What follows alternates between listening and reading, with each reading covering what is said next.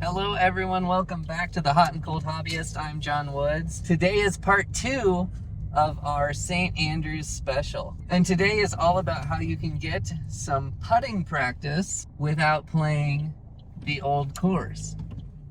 We are headed to the Himalayas Putting Green, and that is actually a 19th century feature of St. Andrews.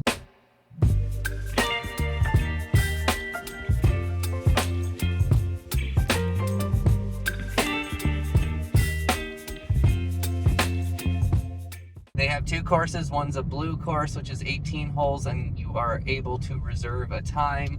They have another one that's a 9-hole yellow course, which apparently they say is better for beginners and children. And that one you can't reserve. You just have to walk up and hope you get a spot. It seems like you probably could get a spot on the yellow course if you wanted to just walk up. They also save some times on the blue course for walk-ups. But just in general, I thought it was important to reserve a time this morning, and that's what we'll be doing today.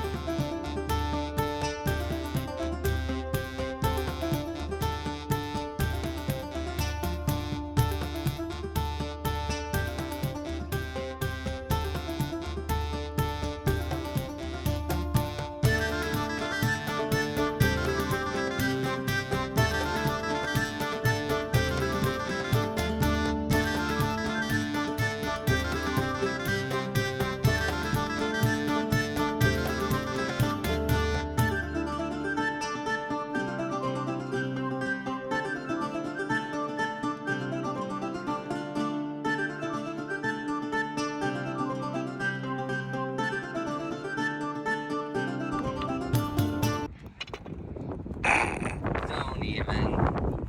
That was such a fun time. I gotta say, of all the like mini golf experiences I've had, that one has been the most pure because there's no banking shots off the walls or hoping, if I hit it way too hard, well, it's just gonna bounce back toward the hole anyway. There's no trying to time it against windmill blades or anything gimmicky like that.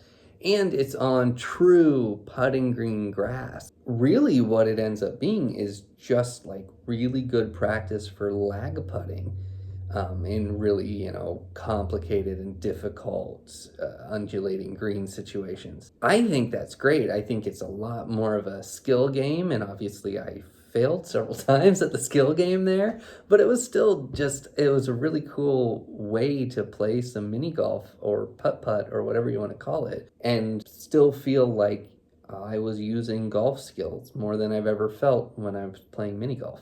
Obviously, the course designed by old Tom Morris. It was a ladies' putting club that used it, so it was meant to be something a little more special and not just sort of a silly, again, gimmicky activity. But I will say it really did make me want to go out on the old course and actually putt on those greens and see how close things were. The other thing though is if you do get a chance to play there, book the 18 holes if you don't feel like you're going to hold people up. It moved pretty quickly and I didn't feel like people were waiting behind me or I was waiting behind the next people too much, even though it was pretty booked up. But the cool thing was once we were done, we actually could have just jumped over and gone over to the yellow course, 9-hole course, and walked on and played that one as well because there were openings there.